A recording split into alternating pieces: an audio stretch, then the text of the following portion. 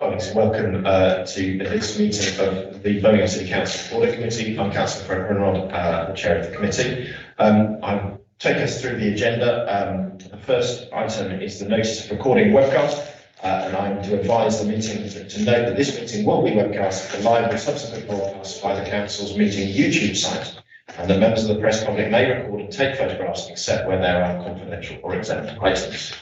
Item 1. Item 2, apologies. To receive any apologies, we've received apologies from Councillor Marion Jenkins and from Councillor Hendrina Quinn for today's meeting from members of the committee. I've also received an apology from Councillor Sharon Thompson, the Cabinet member, who was due to address the committee as part of the assurance session. So now that item 6 will not happen at this meeting, but will be deferred to the February meeting of this committee. So any other apologies that we need to note? I think that's where we are. Thank you, colleagues. Declarations of interest. Members are reminded that they must declare all relevant pecuniary and non-pecuniary interests arising from any business to be discussed at this meeting. If a disclosable pecuniary interest is declared, a member must not speak or take part in that agenda item. Any declarations will be recorded in the minutes of the meeting. I don't know anything. I think most colleagues have been through the new training on declarations of interest that the City Solicitor has organised, and so I think I'm confident to proceed on the next item. Item 4, exempt information, possible exclusion of the press and public, and this is for the committee to consider whether any matter on the agenda contains exempt information within the meaning of section 1001 of the Local Government Act 1972, and where it is considered that the public interest in maintaining the exemption outweighs the public interest in disclosing the information for the reasons outlined in the report. It's given that we resolve that in accordance with Schedule 12A of the Local Government Act 1972, as amended by the Local Government Access to Information Variation Order 2006, the public be excluded from the meeting during consideration of those parts of the agenda designated as exempt on the grounds that it is likely, in view of the nature of the business to be transacted or the nature of the proceeding. If members of the press and public were present, there will be disclosure of exempt information. Can I move that motion again? Well, second. I don't believe that we will need to go into private form of this meeting for any agenda item, but if colleagues do wish us to do that, and then I'll take advice from the monitoring officer to consider whether the City Solicitor to consider whether to do so. Thank you, colleagues. Minutes of the committee meeting on the 29th of November 2021 are not currently available for a reason. Yeah, because mandate's off sick, so we can't take those. That item will also be deferred to the February meeting. That means item 6 is deferred to the February meeting. So that then takes us to item 7, audit findings report 2019 to 20, recommendations update, and that's a report of the Director of Council Management. So if I can hand over to you, yeah, Becky. Of course, Chair. So the original audit finding report, this is the 2019-2020 audit, came to you back on almost a year ago on the 26th of January 2021. And quarterly throughout this year, we've been reporting back on progress against the recommendations from Grant Thornton. So this is the latest update for the last quarter, ending December 2021. And so you'll see in the appendix, it's all in the appendix, that we've kept the chronology of all of the updates that you've previously seen as well, so that you can work back and see what we told you in previous quarters, and then giving you the latest quarter update. So I've got Mohammed with me for any of the detail on any of those that you'd like. Have it across on the screen. Thank you. And just to avoid confusion, the next item is the audit findings report as far as it's got on the 2021 accounts, which Grant Thornton will then present. So, Mohammed, did you wish to make any comment before the committee? No, I think we've made good progress against most of these recommendations, and in the next item, in the draft AFR as it is at the moment for this year, Grant Thornton do comment on how we've done against those recommendations, and in the draft report I saw this morning, they have confirmed a number of the recommendations have been completed, and their subsequent testing of those issues has identified that we've made those improvements, which is a positive. Thank you, Madam. Over to the committee for any questions. Councillor Sarah. I have an update on two sets of figures.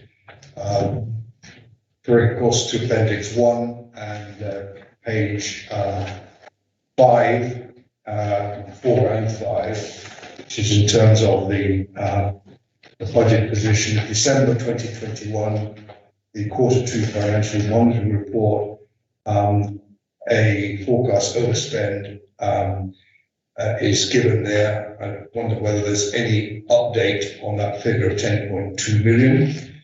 And then on page 15, in respect to the Commonwealth Games and partner funding, there is a comment once again, December 2021, where the total funding contributions received by the council now exceed 38 million, with a further 10 million anticipated by 31st of March 2022.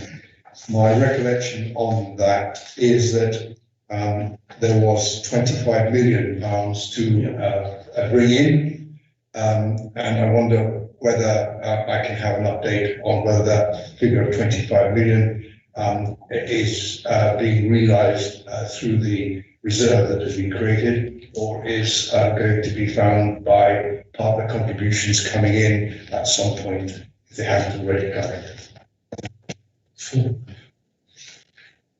Thank you. Councillor Moore. Mohammed, do you? I can come back to you on that. So as you'll know, the third quarter Cabinet Reform Financial Monitor will be out shortly. That goes to the 8th of February Cabinet meeting. That's not gone on yet. We have, however, a month 8 exception report, and it is reduced, significantly reduced. Sarah Cormo, can you give me the month 8 exception report figure for the Financial Monitor? Just pulling that up. I think it was down to 7.5 million, Sarah, wasn't it? Yeah, I'll go confirm. I'll come straight back to you. Thank you. So we'll come back to you on that. On the Commonwealth, but it is heading in the right direction, and we will balance by the year end because we have a number of spend control measures in place now across all property spend, all spend on employees, and all spend on third-party procurement, which I think we've reported to this committee before. So there's corporate oversight over all categories of spend, except for some exceptions like adult social care and children's social care packages.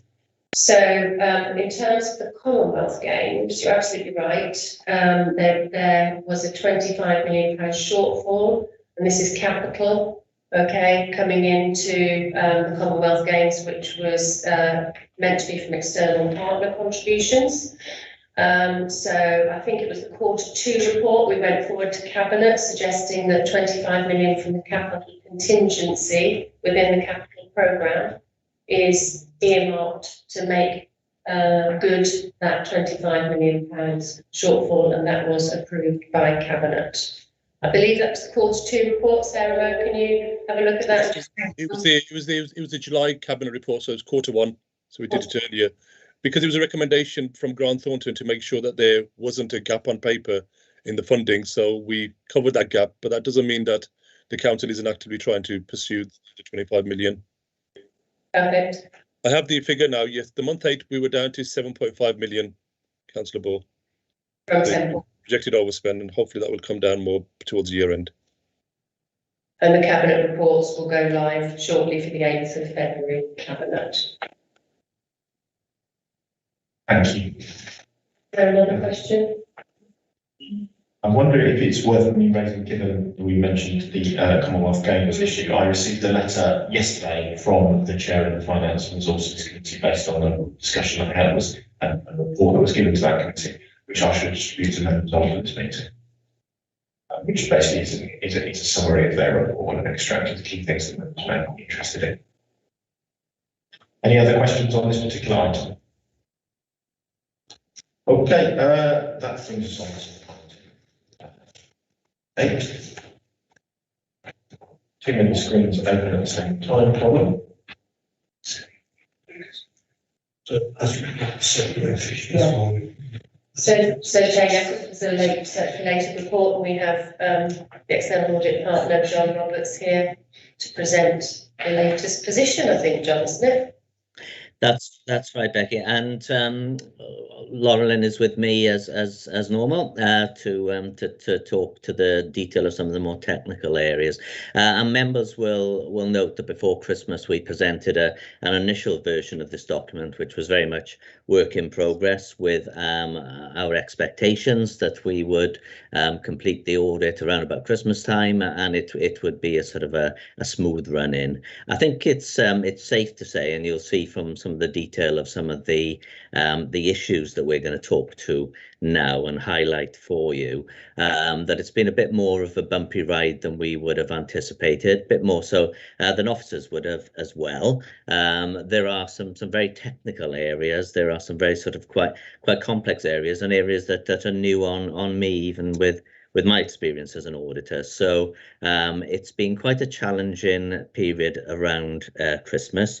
We have got to the point on the accounts audit now that we can see the light at the end of the tunnel. I think the issues now, we can resolve them.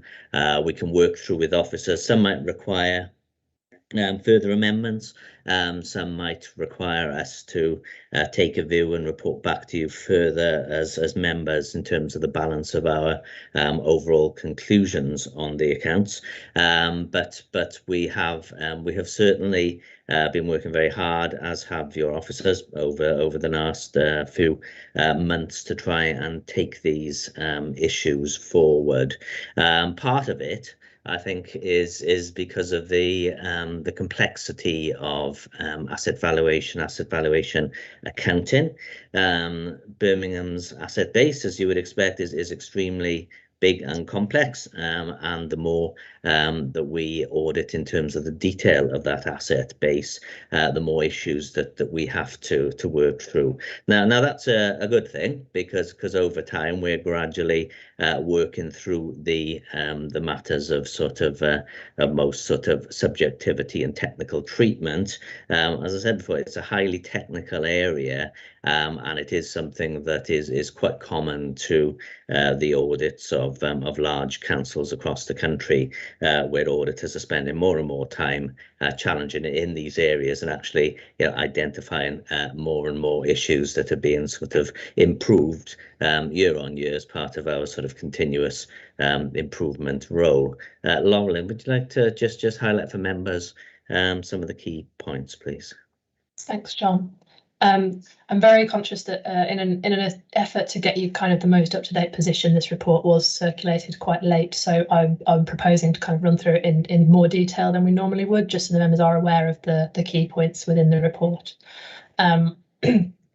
So in terms of sort of the key headlines then, so the audit is still ongoing.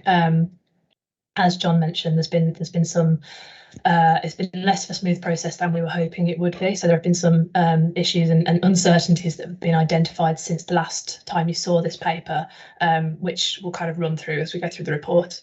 There have been a couple of additional amendments to the accounts, but we are now through most of that work, and we're down to the final sort of handful of audit queries, but some of those are potentially quite significant. On the value for money side of things, the VFM work is still ongoing. The delays in the audit work have kind of had a knock-on impact on the VFM delivery, unfortunately, but we are now planning to bring the auditor's annual report to the meeting in March, so the Audit Committee can see that then. There have been 2 new risks identified in terms of the value for money work since the last report that you saw. So one being the potential financial impact of equal pay, given sort of some of the happenings in the tail end of 2021, and the second one is looking at the findings of the independent review into the travel assist programme. So moving on in the report then, the sort of page 6 onwards sets out the work that we've done on the audit. So page 6 itself is the list of outstanding work as it sits at the moment, so it is quite a short list. So we do have a bit of work still to do, testing individual journal transactions. We're down to one we're down to 2 remaining queries on asset valuations. So one is a query about the occupancy rate used in a valuation, and the other one is looking at an asset that was valued based on future cash flows. We're still trying to get support for the assumed costs within those cash flows. There's a small number of expenditure items we're working through. There is the adjustment relating to the minimum revenue provision on highways PFI assets. Mohammed and I did actually have a conversation about that one this morning, and I think we're getting to the point now where we're happy that there is not an issue arising out of that. I'm just kind of awaiting those final bits of information through from the finance team. And then the final point is around equal pay. Management have assessed what happened at the end of last year and have determined that they don't think an adjustment is needed in the financial statements. So we're just considering the argument they're putting forward there. As John said, there are some issues and uncertainties arising. So once we've worked through these final few issues, we will need to sit and kind of assess the aggregate impact of those uncertainties that we've identified, and then take steps as appropriate at that point, whether that's further adjustments or whether that's some sort of change to the audit opinion. Section 2 then, so starting on page 8, I'm just going to highlight kind of where these pages have changed since the version that you saw. So page 8 is the work that we do on the assumed risk of management override. So this risk is present in every audit because the standards tell us that we have to assume that management override exists. So we have identified one issue in our testing of journals, which we're satisfied is not an instance of fraudulent management override, but it was essentially a shortcutting and an incorrect transaction. So we've done some analysis. We're happy that there is no material risk arising from that kind of thing happening. We are still working our way through the final few journals. We're hoping to have that done in the next couple of days. Page 9 and 10 is the work on valuations of land and buildings. So at the time of the last report, the detailed testing in this area was part of our outstanding work. So completion of that testing has highlighted errors in several of the valuations that we'd sampled. So for the things identified that are above our clearly trivial threshold, management have adjusted the accounts, but there are still an element of these errors that remain within our kind of unadjusted schedule that we're going to need to consider at the end of the audit. As I said, on the outstanding list, there's 2 areas where the work here is in progress. Page 11 then is the work on the pension fund net liability. So work here is now completed. The only changes that we've requested is for a bit of additional disclosure to be included in the note about estimation uncertainties in relation to the fact that the pension valuation is done on a roll forward basis. So we're in the process of agreeing some wording with management for that. Page 12 is the risk around the equal pay liability, and as already said, we're just considering management's assessment of the fact that no adjustment is required to the financial statements. Pages 13 and 14, it's worth noting that on the work we've completed on the council's expenditure, we have identified a small number of kind of low value errors, but those low value errors that we've identified have led to some fairly large extrapolations which are appearing in the appendix to the report. And that's due to the nature of kind of the random sample testing that we do and the scale of expenditure at Birmingham as a council. So there is more information on the errors that we've identified within Appendix C. And we've included kind of monetary amounts and information on sample sizes to give you a bit more context around those numbers. Page 15, just to note that the auditor of Birmingham Children's Trust signed their audit opinion in December, so our work on the group consolidation process is now complete. We identified one error, which was an incorrect presentation of the Trust's pension fund reserve in the group's reserve balances, but that's the only significant thing that we identified. Pages 16 through to 25 kind of set out more information.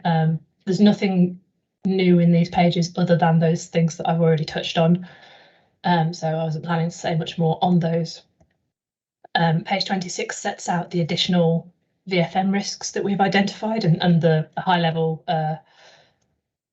summary of the work that we're proposing to do. Pages 28 and 29 do include some additional fees for grants assurance work. So that's just due to the passage of time. These tables have to report all fees up to the current date. And then moving on to the appendices, Appendix A, which is the recommendations arising from the current year audit. There are 3 recommendations in here that were not in the previous version that you saw, which are kind of have arisen out of the work we've done on the property valuations and the testing of sample of expenditure. Appendix B, as Mohammed said, we've updated all of those kind of prior year recommendations for a current assessment based on the work that we have now completed, and there's nothing within those pages that I would think require me to bring it to your attention. Appendix C sets out the audit adjustments. So page 38, there are a few additional adjusted misstatements since the last time you saw this report, to do with kind of property valuations and that issue that I touched on with the Children's Trust's pension reserve.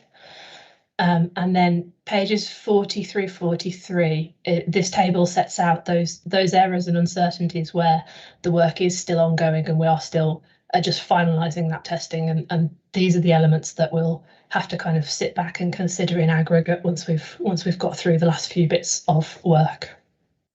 And I think that's a good point for members to focus on, Laurel. And that's the key stage we're at in the audit now is working down these numbers so that the final residual total of unadjusted misstatements is something that we can be comfortable with in individual items, but also in aggregate as well. And we do have the ability to do a sort of a qualitative assessment as well, to actually sort of at the end of the day, it's not just about the numbers, it's about the sort of, well, what part of the accounts do those numbers affect? How important is this information to the user of the accounts, etc.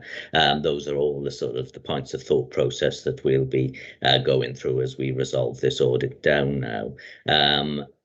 Given the sort of, again, the significance of the council and given the significance of some of the numbers on this table, I expect that I would need to take that through a panel within our firm where we have specialists from our technical side and other audit partners to give an independent review to check that any judgments that I will be exercising in coming to my final conclusion on the audit are sound and reasonable. Okay. Thank you, John and Lauren. So my kind of first kind of question really is, obviously, we're still not there yet, and I appreciate the hard work you guys have been doing on this, but it is frustrating to this committee that we're still waiting for this. What's recognising this is a lot of new ways of doing things. Are we learning from how we're doing this so that we make sure that we've got a more realistic timescale for future iterations of this, so that we know exactly how long this will take us in the future? I think very much so. I think the level, as I say, each year we sort of take the sort of the boundaries further, and so this year, as I said in my introduction, we're looking at things that I've not looked at before, either at Birmingham or elsewhere. So it's to a further degree of sort of quality, which I think is a good and reassuring thing. We're definitely on the same page with officers in terms of taking these things forward and continuously improving. I think one of the sort of the big sort of points of development this year is once we've been getting into really the sort of the very heart of some of these technical issues, it's a better appreciation of the evidence that then supports them. So the rigor of that evidence and the data that triangulates what management is saying back to us. So I think we've taken that forward quite a few steps as part of this audit. Yes. And I think it's also worth noting that we are already in discussions with the finance team about how we can use the learning from this year and how we can make this a smoother process next year, and how whether that's kind of clearer instructions from us on that evidence, whether it's some training on the sorts of evidence that we are going to be needing, or whether it's changing the timing of some of the work. So those discussions are already happening. Yeah, we've taken some learning from this as well. We've realised that because of how complicated Birmingham is, and the transactions are quite complicated here compared to other councils that we've all worked at. We are going to come up with some process notes. For example, the discussion that Lauren and I had on highways, PFI, MRP, which is about 5 or 6 different accounting standards coming into one place, and then budgetary control and budgetary management coming in as well. So we are trying to write that up, which is part of what we're doing, so that it's there forever, in the sense that next year, if there's a different auditor, they've got a process note to read, which should hopefully hit the mark. So there is quite a bit of learning, and as John says, each year the boundaries of audit evidence have increased.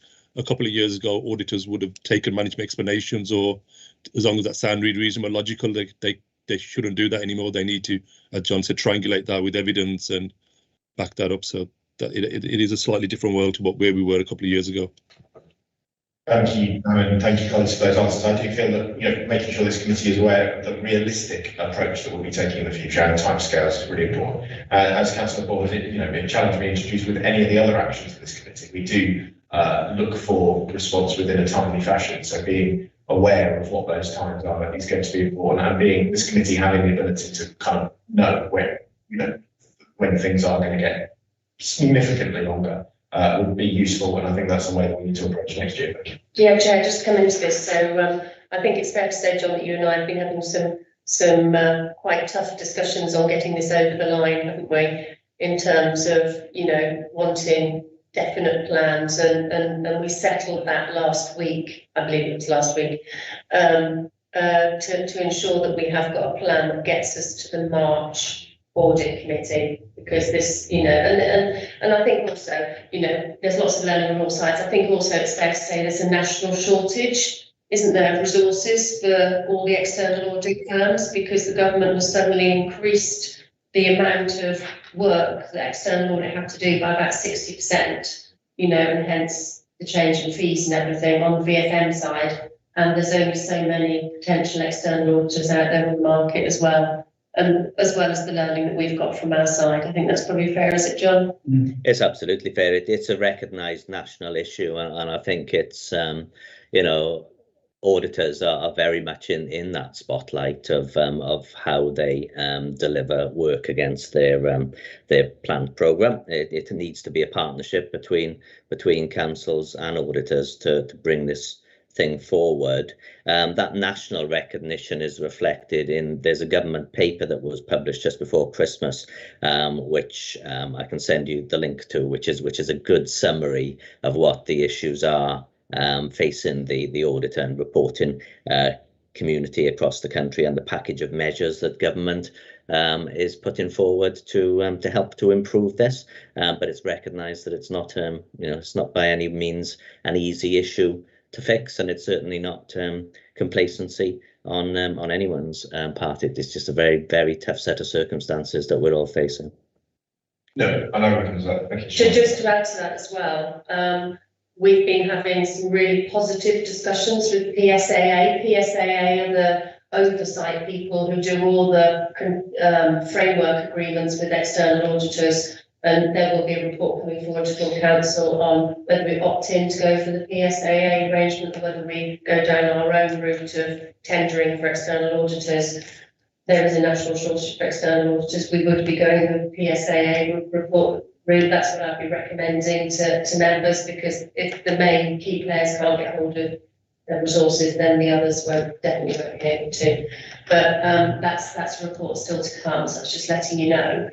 But I think PSAA also need to take this on board, and they are, as do the National Audit Office in central government too, because this is a national issue, it's not a Birmingham issue. Thanks, Becky. And I do think that this committee welcomes the increased focus on planning, but it recognises the resource that takes there. Councillor Hall. I'd like to ask about a very specific matter. within the audit report, and I'm referring to page 10. It may be, Chair, that what I'm asking about perhaps can be followed through with a further report to this committee at a later stage. On page 10, there is a statement that a number of the council's HRA dwellings, mainly in car blocks, are included in financial statements at a value that is below our expectation. These valuations are based on forecast cash flows for rental increases and maintenance spend. Management has been able to demonstrate that the assumed levels of rental income are reasonable, but has not been able to support the exact figures used. Management has also not been able to provide support information for the assumed levels of maintenance spend or how that spend is phased over the period of the forecast. And that paragraph worried me because auditors are saying here that the level of cash flow for rental income and maintenance spend is not what they anticipated. And I'm wondering what the detail is behind that. Because if rental income, for example, is not at the level anticipated, that means that vacancies within the maybe car blocks it's referred to are higher than perhaps were anticipated. And therefore there is no rental income as expected from such vacancies. So there are a set of issues there in that paragraph, which I do think need further explanation from housing, because I would be concerned about the fact that our auditors have taken initially at least a different line in respect to income and rental income and maintenance spend. Their expectations have been different to that which housing have come up with. And I think there is some further commentary that I would certainly want to see with respect to the issues that that paragraph raises. Thank you, Councillor Hall. I don't know, Becky. I think I'll pass that to Mo, is that all right? Sorry, I've got kids at home because of COVID restriction at school, so they're jumping around in the background, which I was on mute. But yeah, I can take that question. For the valuation on these tower blocks is used, it's done on discounted cash flow, which is different to the rest of our housing stock, which is done on market value and then adjusted down for social value. The reason these tower blocks are done on cash flow is that because we don't believe, or the valuers do not believe that there's a market value for the tower block. There's a market value for an individual flat, but as a council, we own the whole tower block. And it'd be difficult to get a market value for somebody to purchase the whole tower block, especially with sitting tenants in and tenants with social housing. So they use the value uses a method called discounted cash flow, where they compare the future income streams to the future planned maintenance for those particular for that asset, and then discount those back to today's prices, and that gives a value. On certain tower blocks, where this comment has come from the auditors, and they'll correct me if I'm wrong, is that we've got a very low value because we've got high spend against those, or high planned maintenance against those tower blocks. So our planned maintenance over the next 30 years, which is what the planning horizon is for this valuation, that the value has used, in their opinion, that's based on various data that they get, and some is dated, some is new, but they gather this data on what are the planned maintenance costs for this particular asset over the next 30 years. So there's a bit of projections in that. So they use that as a basis, compare that to rental income that they expect to get from that building, and that assumes a certain void level, but would assume high occupancy that you particularly have for that particular block, and then they work this out. So this is a valuation carried out by the valuers rather than something that the housing department have done, and there is a kind of a disconnect between the valuation and what's happening within the housing service and how they manage it, and that's not entirely wrong. The value has to value on a RIC space with the Institute of Chartered Surveyors, and it has to be a compliant valuation based on that. So they have to take information that they need to verify and put into that format, which will be different to the plans that the housing service might have. And this housing service would have kind of projections of spend over the next 30 years, but they're working on a more shorter time horizon in terms of what works they will be doing on which blocks. So the value then needs to make a judgment call on what, for the next 30 years on a particular block, what will be spent on it. So this is where that disconnect has come in with the auditors have said that the auditors are asking us, well, the value, you've used these data, give us the evidence. The value has provided verbal evidence that, well, I think this block needs a lot of money in because of this state. And then again, in 15 years' time, we'll have to renew those works, renew the bathrooms or renew the fire doors, etc. That doesn't entirely tie back to what the housing plans and the HRA business plan is, because that's on a shorter horizon. It's more cash limited as well.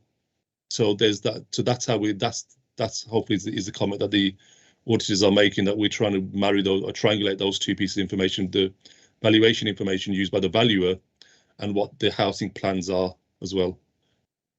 John, did you want to come in and add? That's exactly the point. It's all on the maintenance cost side, and yeah, it's for the council to be able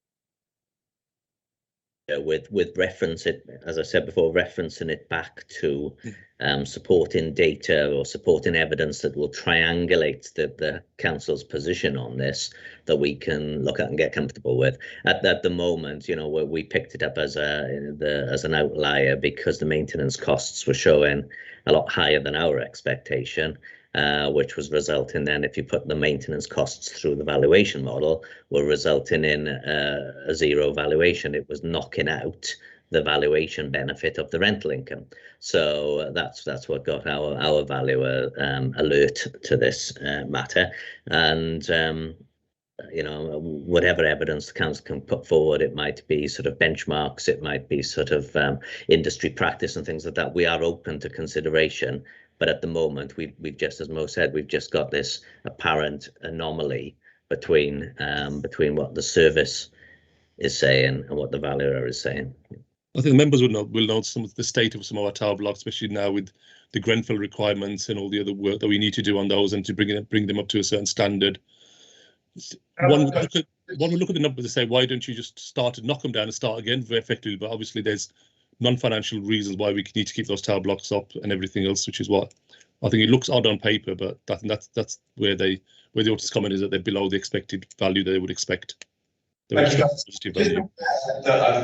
There's a bit of a delay in hearing me on the screen, I think. So sometimes I might need to interrupt you, and I think that delay gets carried through. So bear with me on that. I want to give Councillor Paul the opportunity to come back on that issue, but I'd just like to have indications from committee members that they'd like to come in on this item. Not on this specific. Not on this specific, but on this agenda. On this agenda. Councillor Tinsley and Councillor Moran come forward. Councillor Paul, a response. I understand the matter that has been spoken about, the difference between valuations and cash flow, and therefore a set of figures that might then well be different as a consequence. But that's not my point. I will reiterate what this paragraph says. It says that management has been able to demonstrate the assumed levels of rental income are reasonable, but has not been able to support the exact figures.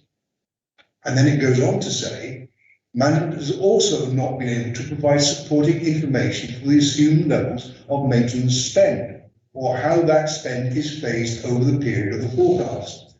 John has been talking about triangulation. This is about triangulation.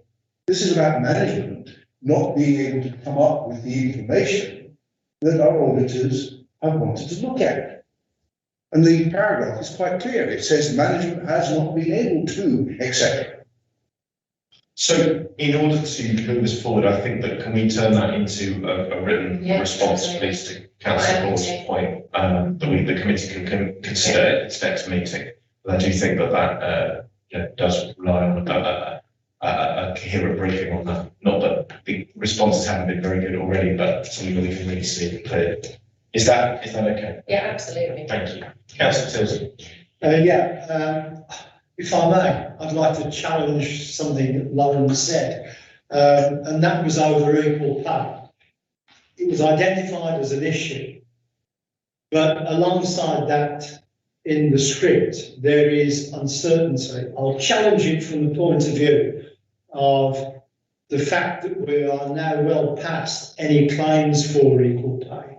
I'm not too sure when the last one was made, and whether that was a legal challenge.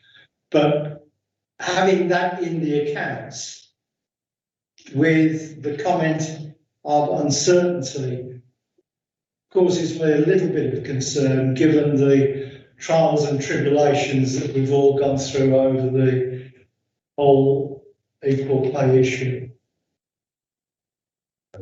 So I think the point here is that up until the date that the accounts are signed, we have to consider kind of all events that happen after the 31st of March and whether there is any indication that there's now better information about the position at the 31st of March than there was when these draft accounts were prepared. So the point here is we know that there was the messaging that came out from one of the unions at the tail end of last year to its members. And the point here is we've just raised the challenge. Is that now an indication that there is more information that should be considered? I thought we were past the legal date when any challenges could be made. Chair, if I can come back. So I'm quite close to this. So we signed a memorandum of understanding with the unions. All three unions signed it. And since then, as I'm sure you're aware, there was the issue of the Jennings case, which was no win, no fee, dated back to litigation, signed in 2017, so then back to 2011. Now, that we're settling out of court, and the unions are aware of that. The unions that have signed the MOU are still signed up to that MOU. Okay, now there's been rumblings from one of the unions, but we are absolutely going ahead with all of the offers going out, and that then being translated into COP3 agreements and payments being made, because we are due to settle through the terms and conditions of the MOU. So as far as we're concerned, we're keeping going with that process. There've been a number, in order for an offer to be made, then all members of the unions who are eligible need to attend an ACAS webinar to make sure they're fully informed before they sign. The ACAS are independent to us, so those have all been happening too. And so we're not aware of any action to undo that MOU as it stands. Okay, it's really early days. So I think, Lauren, you'll have a response coming back to you today or tomorrow from Beverly Sullivan over, because we're analysing it out, those offers made between the various unions, the membership of the various unions. How many of those offers have gone out to Unison, how many have gone out to GMB, how many have gone out to Unite. So that piece of work's being done now, because there was a follow-up query, I understand, Lauren, wasn't there, which is there, I understand, to give validation. So it's early days, but we're not doing anything other than carrying out the MOU, which is a legal document which we've signed to. Right. Thank you. You'll appreciate I'm anxious to draw a line under this solid subject. Yeah. Thank you, Councillor Singer. Thank you. Thank you. Councillor Moran. Thank you, Chair. Thank you for the presentation. I'm really happy that you pointed out the lateness in the delivery of this. For people listening at home, we received it 4 hours before the meeting, which a 50-page document does not give us sufficient time to go through it. I appreciate the work that you do put into this, though, and as it's not a final document, that's fine. You said there's two risks you're looking at, which was the equal pay and the independent review of the travel assist. I want to touch upon the financial impact of the Commonwealth Games. We've sent a letter, the Chair touched on this at the beginning of the meeting, about the A38 Highways Improvement Scheme and the financial impact that could potentially have on the Games, because if that's not completed, then people are not going to get to the Games, frankly. And so we would ask, Chair, if the letter that Jenkins sent to you could also be sent to the auditors, so they could also look at that when you are putting together the documents for March, because we do feel that is quite significant. Thank you, Chair. Thank you, Councillor Roll. And I should Councillor Jenkins and Councillor Moran have written to me on the issue that Councillor Moran has raised. I'm currently taking advice from the City Solicitor on as an update of where where that is with that, and we will bring that back to this committee once we have that advice. I'm happy for that letter from indeed for Councillor Morell and Councillor Jenkins to send that letter directly to them. Can members consent correspondence directly to the external auditor, Becky, or does that need to come through? I'm not sure on that actually. I'm not sure. I think everybody has access to the external auditor, don't they? John? Yes, that's fine, and we do get that pretty regularly. Yeah, that's no problem. I would say to directly and send it through to you. Yeah. Okay, thank you, Chair. Thank you. Colleagues, any other points for John and Laura? Thank you very much then to you colleagues for coming before this committee. Apologies if some of those questions were a bit robust and challenging from us maybe, but maybe that's what we're here to do. So I'm very grateful for that time, and we look forward to hearing from you again as this progresses towards conclusion.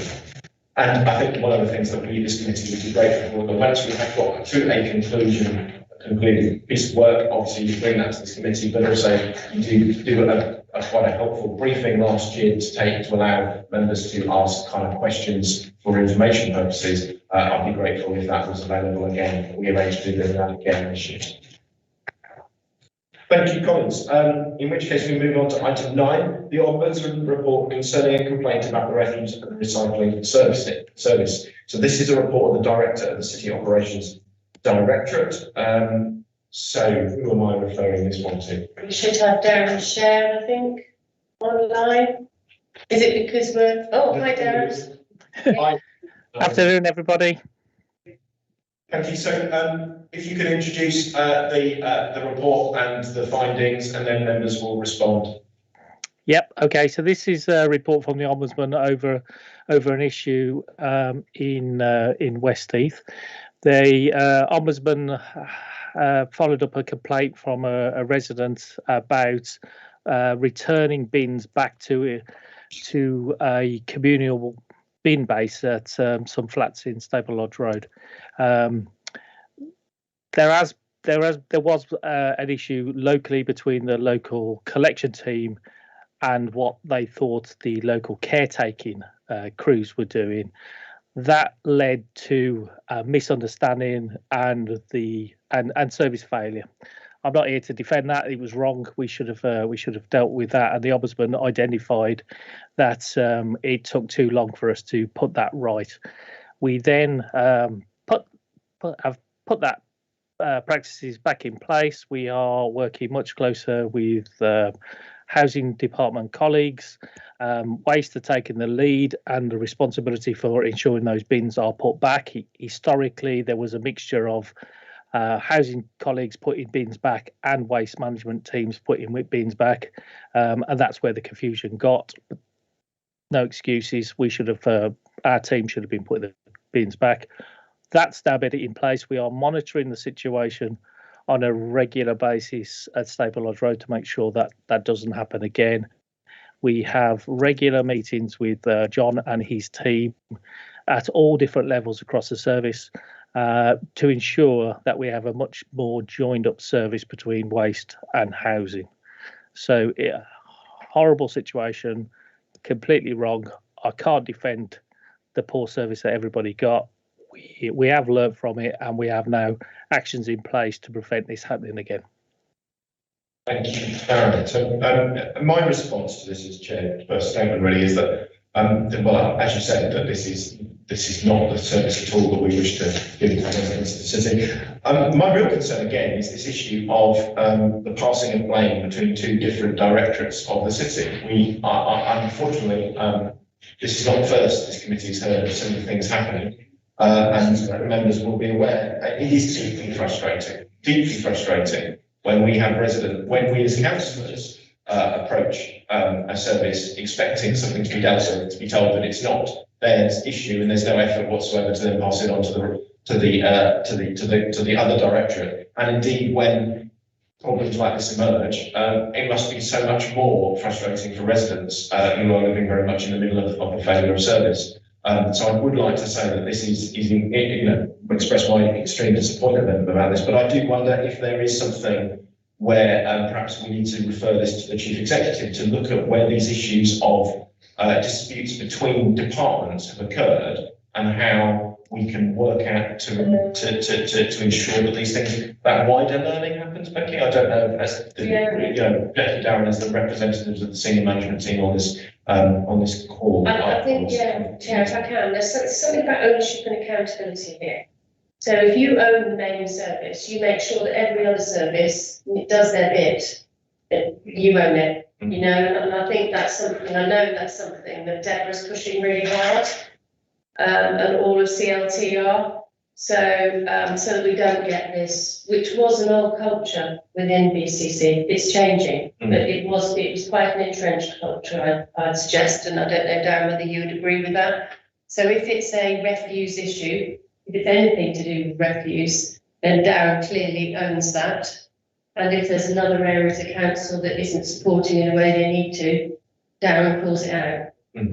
It just gets called out and dealt with straight away because, yeah, absolutely, I totally agree with you. It's the citizens, that's why we're here. And I think there is frustrating the members have that we find, you know, there are all the kind of quirks. And whilst I think, you know, I take your point that the council leadership is trying to change that culture, it is entrenched. I think every member around this table will be able to tell stories of how entrenched the feeling is. Yeah. And I do feel that we need to use this challenge to help to, you know, as a tool in removing that entrenchment. Councillor Tilty indicated first, Councillor Bridle and Councillor Board. Yeah, thank you. Can I start off by saying that there's no blame personally to Darren in any way, shape or form. Of course, he was looking after another department and was with another department at the time.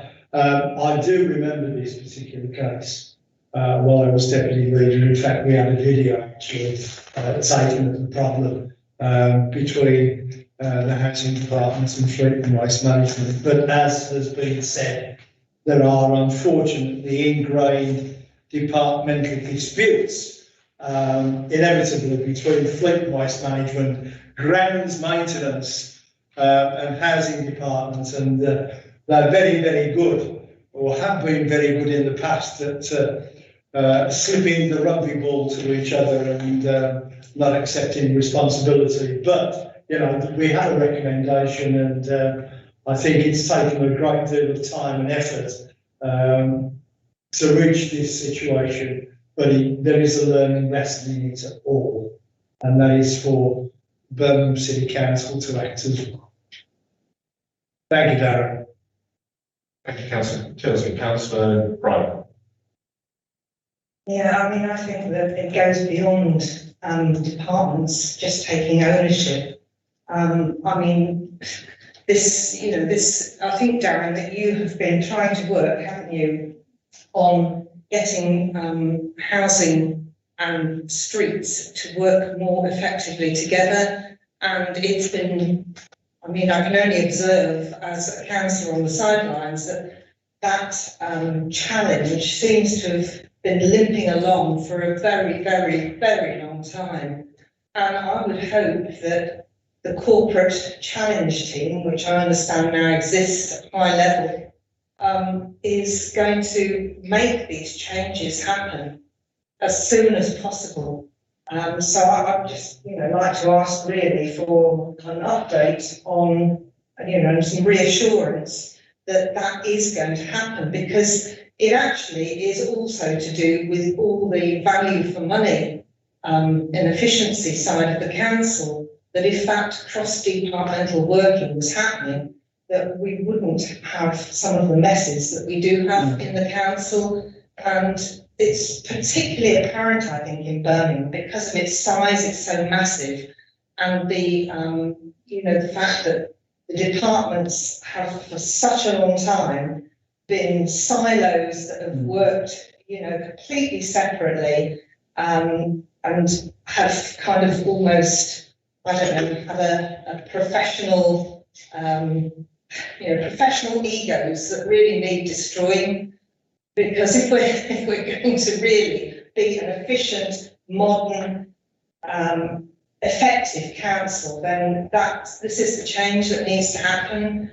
And some of us have been here for quite a long time, and it'd be really good if at the end of our period we can actually see this change happening as Birmingham Council modernising itself to bring it about. So, do you make a comment on the bit that I've, that links with yourself, and the change that you're trying to make happen? Because it's obviously linked to all of this ombudsman stuff. Thank you, Councillor Bryan. Darren, do you wish to come back in response to any of those? Yeah, just if I can, Chair, thank you. I think both councillors are right. There has been a lot of buck passing in the past about who deals with what, and ownership hasn't been at the foremost. That has started to change. That is definitely changing. Anything to do with waste now should come through us in street scene, and we will deal with it. And if that means at the moment we talk with our colleagues in housing who are working with us to look at getting a single seamless approach, but it's some of their teams that they're doing at the moment that have been merged into other teams, so it's not as simple as saying we'll take over the whole of the way, transfer those teams back into street scene and we'll deal with everything. It should be a seamless approach.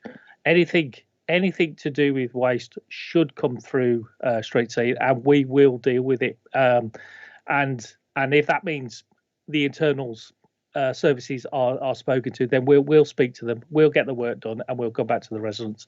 The new initiatives that we've got going is irrelevant of the council ownership. If we got flighted, we'll go in and get it, and that's what we've been doing over the last few months. So I understand that one area that the housing is one area where we still have got a glass corridor, but everywhere else is 100% under my responsibility to make the city cleaner.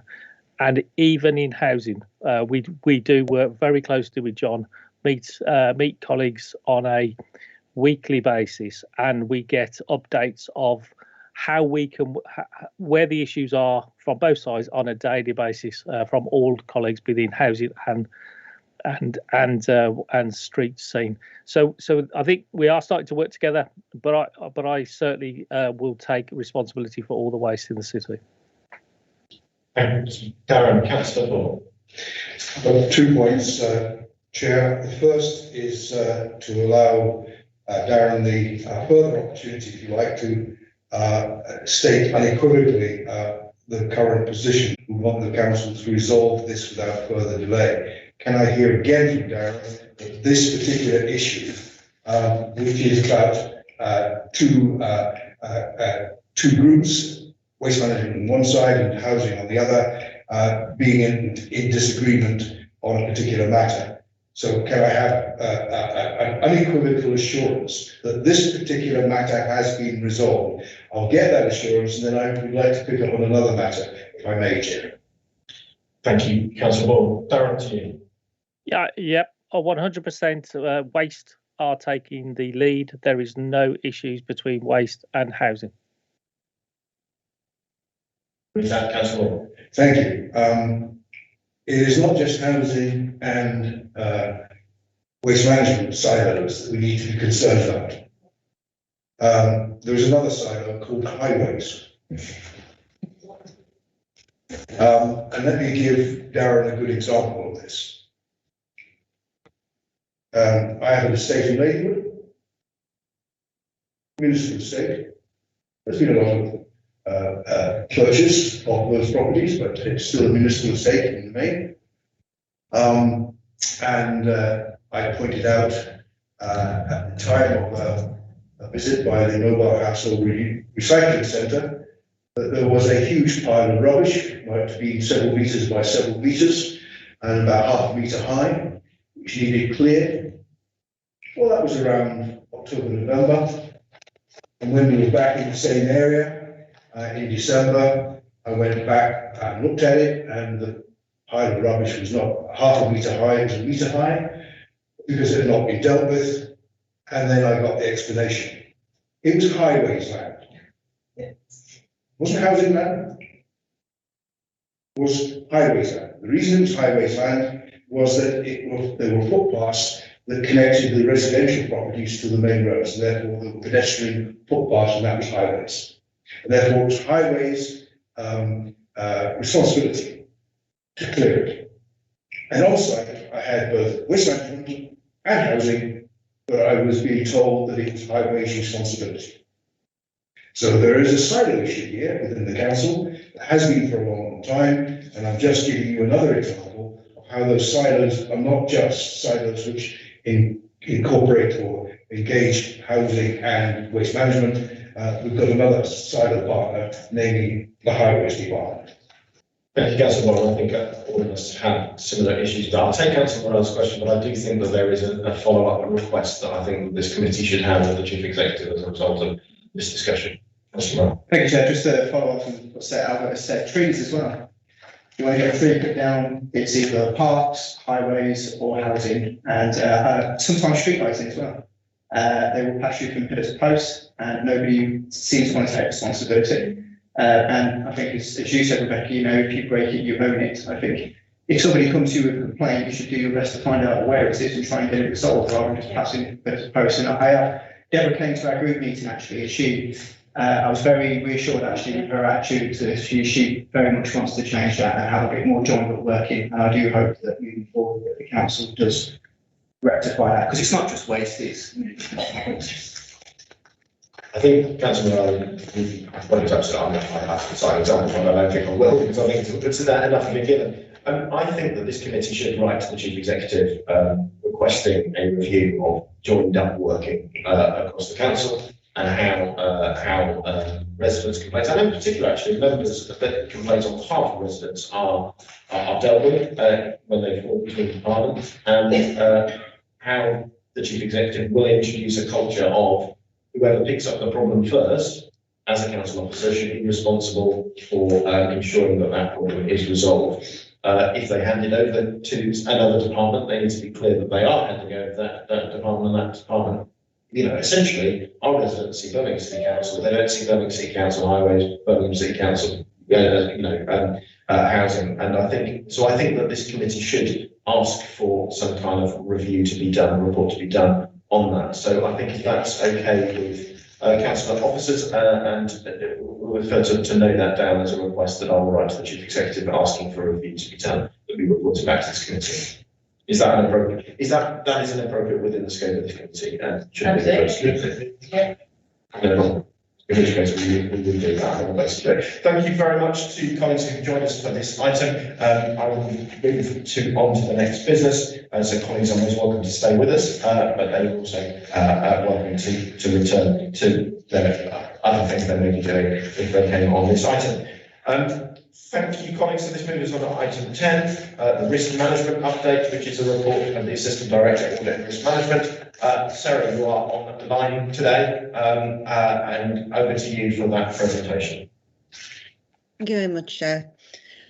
When I brought the report last time in October, we had very little time to discuss it. So if I may, I'm going to slightly recap on the main messages from that report. Before October, the risk register, strategic risk register, had grown and we had 31 risks on it. So we held a couple of workshops over the summer with CLT. They had an ambition to reduce it to around 15. We didn't get there. There was still 20 at the end of those two sessions. And they are considered by CLT every month. In November, two directorates came forward, citing issues that grouped together under the heading of supply chain disruption. And they were adult social care around contingent labour, and our procurement had been working with our school meals provider around the availability and future price of food. So we discussed it at CLT. I've done a round of meetings as well to raise the profile of it, to get everyone to think about how supply chain disruption would be a risk to their service. So it's been added to the risk register. I'm not sure it's going to be a long-term single issue, but there's still a lot of uncertainty around. But back in November, there was lots and lots of headlines, and Steve Sandercock from procurement sent me lots of industry commentary and facts and figures. It could crystallise, I think, into being absorbed under risk 2.6 on future financial resilience and on risk 5.4, which is the supply of social care. It could also hit construction materials, of course. That's been a big one. But for now, at least, it's a new risk on the register, and we're keeping a watching brief on it. That's all I wanted to say to introduce the report. Thank you, Sarah. So I have a couple of questions. So I might give one and then come later on. So the first question for me is on the risk register, the grid we've got there, strategic risk 2.6, future financial resilience. We've got that kind of hovering in that greeny yellow box. Significant risk in terms of likelihood, medium in terms of impact. Are we confident that that's in the right box? It's been very recently reviewed. The risk has come down, I think. It was still in that kind of green yellow, but I think it's come across one. We've got the risk owner here, if Sarah Pitt wants to talk to it. Yeah, thank you, Sarah. So the reason that we've moved it from straight amber to amber green is the fact that, and we probably need to show you some of the workings behind it. So we have balanced next year's budget and taking down future years' gaps by about 2/3, and we're looking to come forward in July with the NTFP, first update of the NTFP. Remember, we update it quarterly now rather than annually, and then I introduced biannually and we moved quarterly. So those future years' budget gaps, which are less than 5% of the budget, will be delivered through transformation. The reason for not putting them above the line saying we've closed the gap is because I won't have anything in there that doesn't have an absolute direct delivery plan attached to it, and it's been risk assessed itself. So that's one part of the equation. The other part of the equation is looking at the overall risks facing us going forwards and understanding what our levels of reserves are against those risks. So every year, running into the budget, we do a full quantification of all of our risks. So we look at the likelihood and impact, as well as what the financial impact would be of that risk. And then we assess it against our, general fund reserve, which is 4.5% now. I increased that when I came here because that would be the best practice level to have. And also our finance resilience reserve. So we are one of the few core cities that have a finance resilience reserve, which is over and above your general fund reserve. And I would ask Sarah what the exact level is, but I think it's circa 100 million, isn't it, that sits there, which is specifically there to mitigate any financial resilience risk. Okay, so that's quite unique to Birmingham. We've got that as well. We do it for very good reason. We do it because of scale, we do it because of complexity, and we do it because of previous history on ability to deliver savings, and especially in light of transformation, because that's a much more difficult type of saving to deliver. As soon as we start talking about early intervention and prevention, that's much more difficult to deliver than a blunt 5% cut off your budget, for example, which isn't in the best interests of citizens. So we've taken all those factors into account. I think it's written up in here anyway, and well, actually, we're over-egging it by having it as a full amber, but it's still an amber green. And I never wanted to see it move to green because, next year, the government will bring in some of its financial reforms that it's been talking about. It's delayed them for another year because of the COVID pandemic, but we can't be complacent, and we're not. Thank you, Vicky. I appreciate that answer. My second question is similar in that obviously this committee has had a lot of its business with regard to strategic risk 5.6, safeguarding children. I'm disappointed that the cabinet member has sent apologies today, and the officers aren't here perhaps to answer this. But again, that risk is in the high impact, but in the likelihood significant loss. My concern is that perhaps that risk is, again, one down from where it should be. I don't know if, Sarah, you could perhaps explain to me why it's in that box rather than the very top box, given the number of times this issue has been before the committee. Yes, historically, it was in the very top box.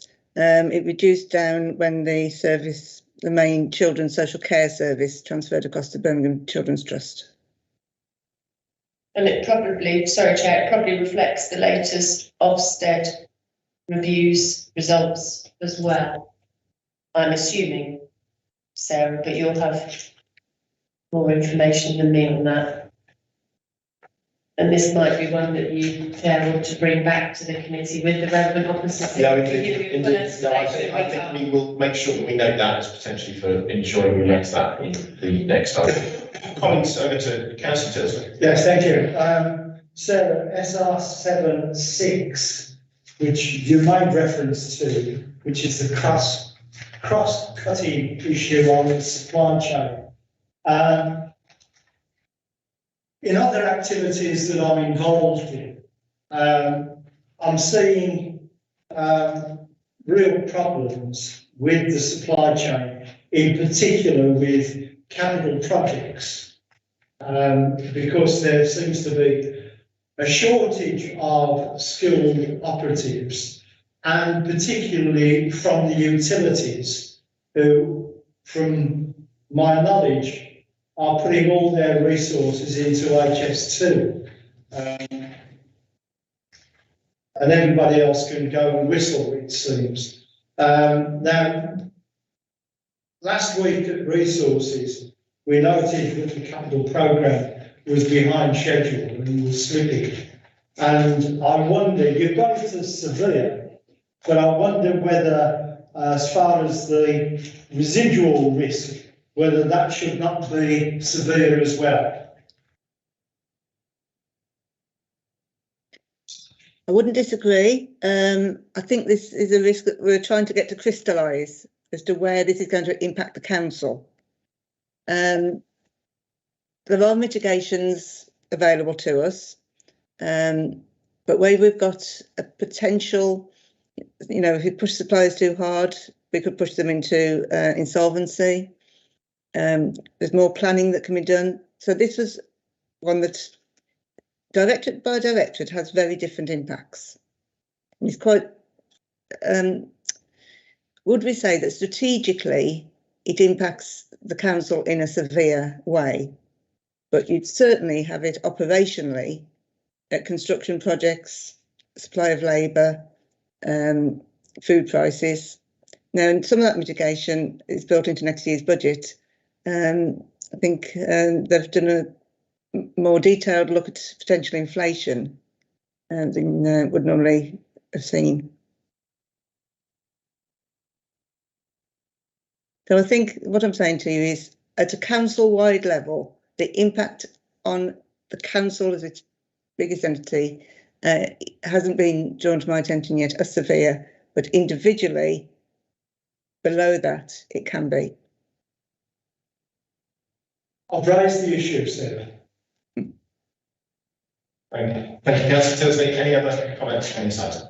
Councillor Murray. Briefly, yeah. SR 6.1, climate change in air pollution is likely to go down as medium. Can you elaborate on that a little bit? Does that mean that it's not necessarily a risk, or does that mean we can get rid of the clean air zone?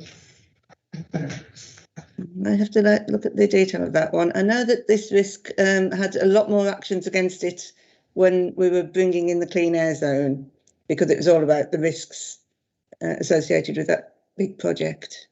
Yeah, the reason I raise it is I would have expected it to have been somewhere else on that heat map, but that's fine. Interesting. Okay, thank you, Chair. Thank you, Councillor Murray. Thank you, Sarah. I appreciate that update. I think we're appreciating the risk register now. I think the final kind of question for me on this item, our advisor challenged me to ask this. What is what is it that keeps us, when we're managing a risk, what should keep us, or, what do officers lose sleep on of these risks? How much are we really where's the real worry on this document? But the textbook would say it's the top right-hand corner. Yeah. The greatest worries. It is, isn't it? Yes, yeah. They're the greatest worries. But I was then immediately having a disagreement with myself, because as long as you've got strong mitigation plans in place, that should aid sleep. Yes. But if you've got rooms and ambers without. Yeah, without, so it's where you've got that top right-hand corner and you don't feel the mitigation plans are sufficiently robust or tested to allow you to sleep at night. I think that's some it's never possible. There's always going to be the potential of those risks crystallising, because some things we cannot cover to the level that means that we could definitely sleep at night. Safeguarding children being one of them, because we can't have eyes and ears everywhere, can't we? Do you see where I'm going? That would be the one that would come to mind immediately. Thank you. That was my attempt to try to say one of those exam questions. But thank you, colleagues. So let's move on to item 11, which is the schedule of outstanding minutes. Don't think these have been considerably updated due to the absence of our secretariat and the work we've got to do to fill them. So just to go back to that, I'm just bringing it up on the screen.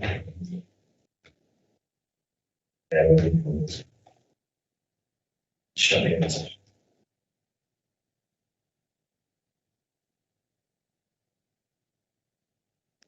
Sorry, colleagues. So we have just running through those items. Minute number 334 from the June item. We've not, members responded to that one in the October meeting. They were not happy with the content received. A further response was needed to be provided. I haven't heard of a further response, Phil, so if we can note that is in the red category. The grey, so 335. We had that update, so that can be removed at the November committee. 350 response. Again, there were some outstanding issues that should be provided to the committee, and I'm not aware that we had a response. A lot of that was a written response to you, Councillor Morrell. Did you get it? I don't remember receiving. So again, I think we just need to take these reds perhaps that we've not caught up on that. So if we can do that, we can remove the greys, 351, 364. I have written to the review, sources overview and scrutiny committee. They have written back. I think there's been, well, there has been that report. I will send that round the committee members, or I will get Phil, if you, as part of the work we do summing up this meeting, if you can send that round, that would be good. Sorry, is that 364? So this is 364 from the September meeting.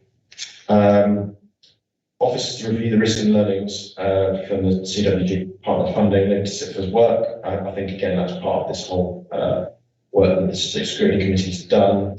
And the review to be shared at a future meeting around reflecting on challenges, business grants, and how effective the council was in delivering this on behalf of the government.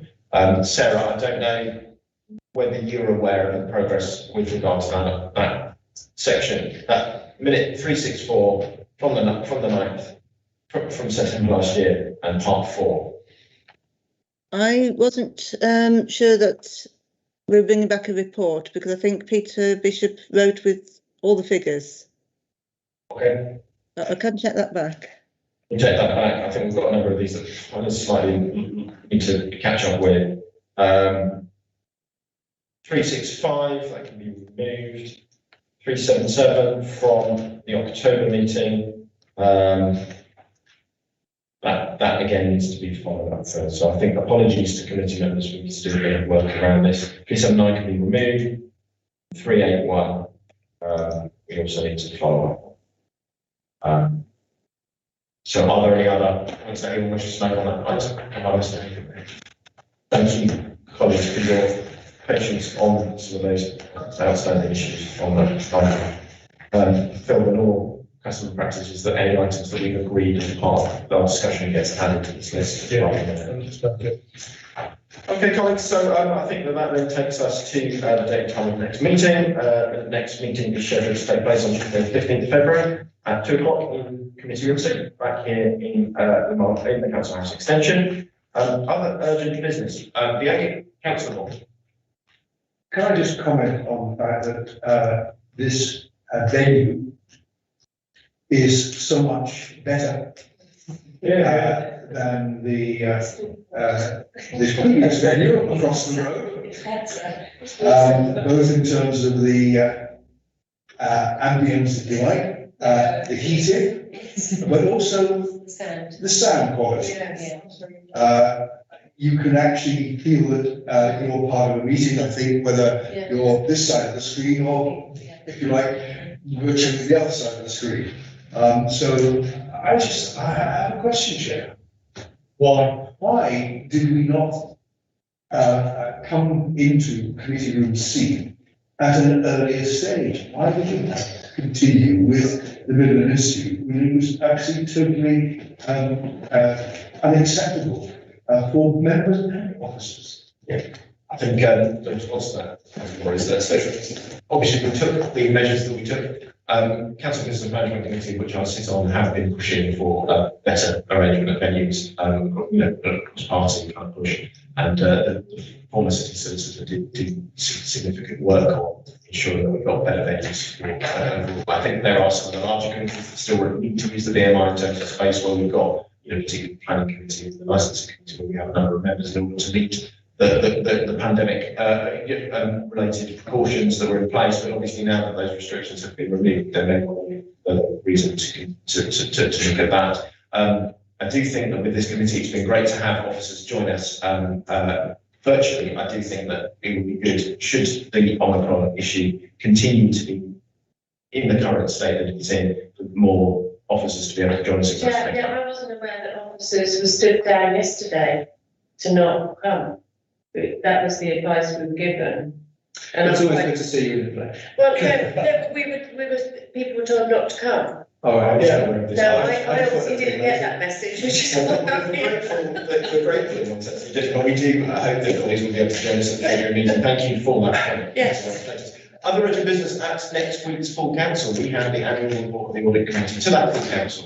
I do hope the members will contribute to that discussion. I will try to make a very short and succinct presentation to that meeting. And whilst I would not wish to influence anything that any member says within the draft minute that meeting, I would note that I have now been in this chair for 2 3/4 years, so any my time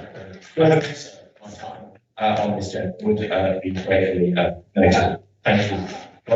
And authority to chair officers. In an urgent situation between meetings, the chair jointly with the relevant officer has authority to act on behalf of the committee. Thank you, colleagues. And therefore I close the meeting. Thank you for everyone.